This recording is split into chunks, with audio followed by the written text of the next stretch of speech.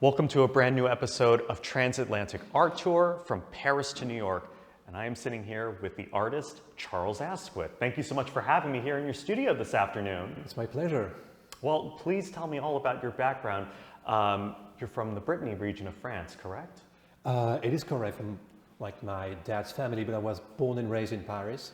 I've been doing back and forth trips between like Paris and New York for the past like 7 or 8 years now. And I've been in the studio for like 2.5 years now. And this is like where I spend most of my time. I do feel like I'm spending more like 80% in New York and the rest in France. So like I'm a New Yorker now. And you've only worked in painting, or have you worked in other mediums? When I was a kid, I started doing clay modeling when I was around like 7, I would say. And of course I was doing painting like every kid at this age, but I discovered a few things with clay modeling. I was doing like late classes with like adults. I was the only kid in this class. In this art class, I discovered pastels and then oil paint. And I always like felt attracted to oil paint more than anything else, because like you couldn't get the same results or sensitivity with like gouache or watercolor or even acrylic. And for me, I do feel like oil paint is very close to sculpting in a way, because it's so sensual. You can move things around, you get layers. Tactility. Exactly. And for me, it was like a natural evolution from clay modeling.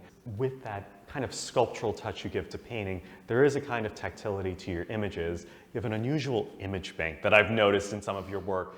Popular culture references, references to technology, everything from the Labubu icon. What is your interest in these images? How do they correlate? I'm not looking for images, but sometimes I do feel like some are like clicking with me in a way. And some images I'm like taking from things I was obsessed with when I was a kid or inspired me in a way.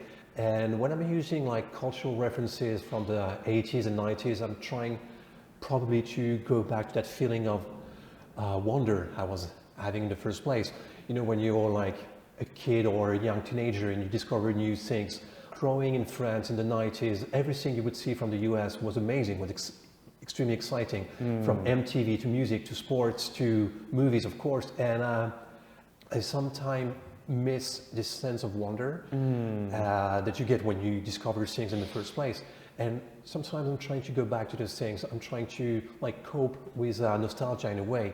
And painting is a good tool for that. Yeah, the thing is like I'm not planning anything when I'm starting a painting. I just got this kind of a vision or intuition, and I'm just like following a path.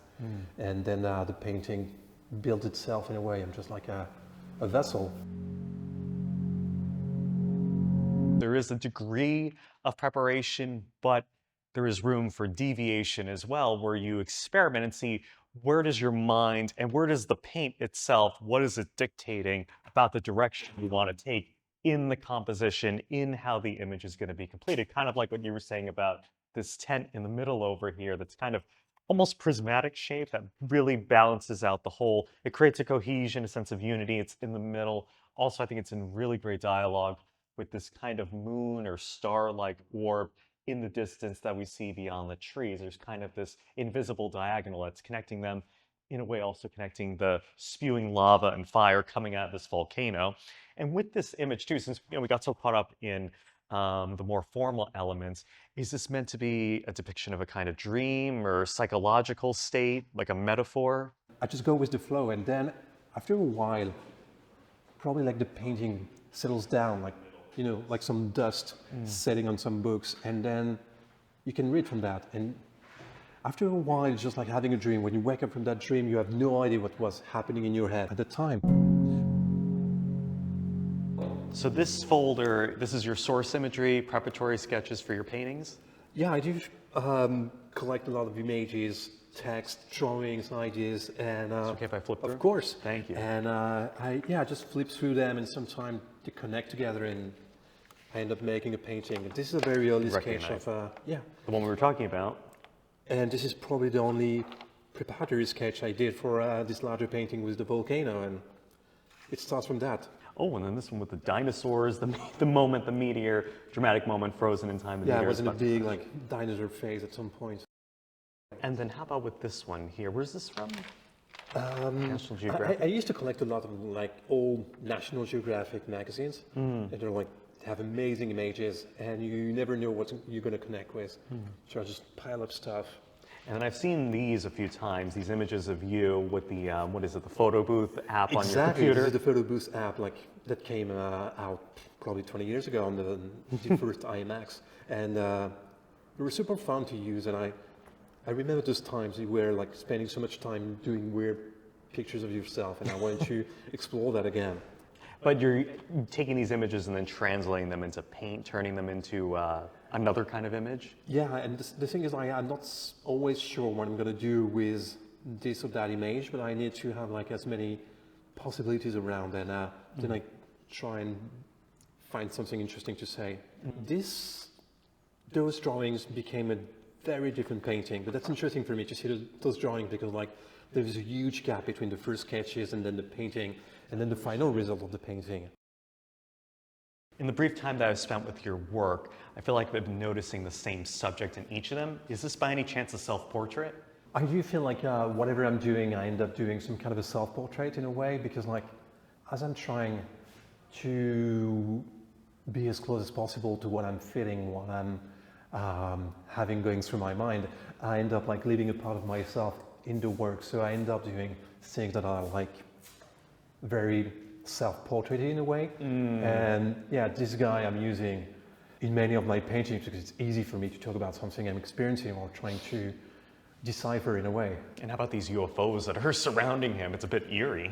Yeah, so this painting is very, very fresh. It's only the second day I'm working on this one, but I do feel I get this kind of a direction with this work. I remember like this sense of wonder you had in the 90s about like extraterrestrial life, about conspiration, about everything you're not told about and everything that was like hiding behind curtains and stuff like that. And I do feel I needed to reconnect with those kind of things. So if I'm doing something like this, it's probably because I have deep in me something I need to like reconnect with. The sleeping figure, the partially, somewhat self-portrait of you, and then having not one, but a multiplicity of these UFOs surrounding him, potentially more since it is a work in progress, kind of making you wonder, is this some kind of dream state? Is he in another plane? Is he about to be abducted? Many questions, and the truth is out there in the painting. As you're watching the painting, probably you might connect with it or not, and you ask yourself some questions because for this question I don't have any answer myself. I'm just like putting something out there, and then the people are watching it and doing the rest of the work themselves.